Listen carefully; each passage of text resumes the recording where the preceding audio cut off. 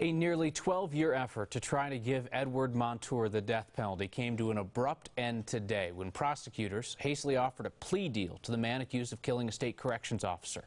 911 Stone reporter Chris Vanderveen's been keeping us updated on the quickly changing developments in this case for months.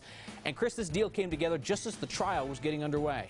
Kyle, opening statements took place just yesterday, and at that point it became clear Montour's defense was going to attack not the prison murder, but an earlier conviction. Montour's defense offered up the theory, what if Montour was wrongfully convicted and improperly imprisoned?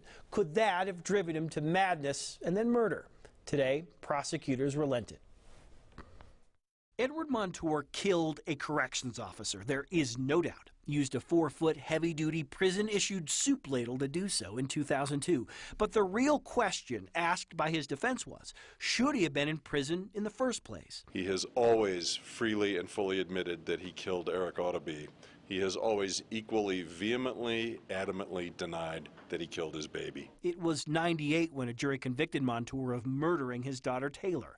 But x-rays of the girl's bones, once thought to be proof of abuse, have now led some doctors to believe Taylor had brittle bone disease. It's why recently the coroner's office changed the cause of death from homicide to undetermined. I believe that he's sincere and wants to change. Bob Auteby and his wife Lola likely have the most to lose by the plea deal. In pleading guilty to the murder of their son Eric, Montour avoided the death penalty. Edward's on a journey of his own now that he has to live with, and I agree with the sentence totally.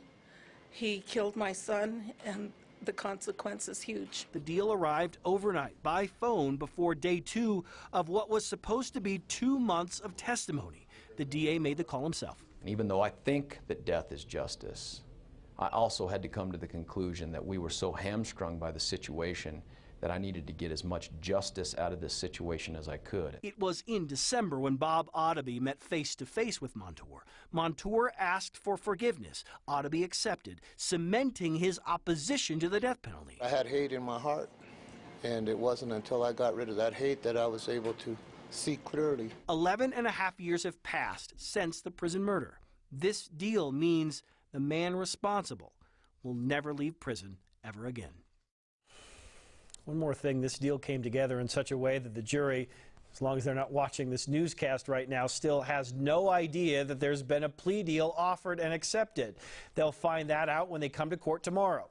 The DA said he really felt his hands were tied in all of this with the admittance of the idea that maybe Montour didn't kill his daughter.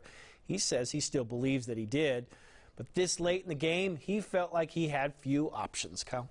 And Chris, one of the most intriguing things about this to me is that the jury eventually would have heard more about that strange prison dynamic where people who kill children are the lowest of the low and people who attack corrections officers somehow have this vaunted status. Labeled a baby killer in prison from early on, they felt that made him vulnerable and that might have driven him to kill. Boy, a fascinating and sad case. Chris Vanderveen, thank you.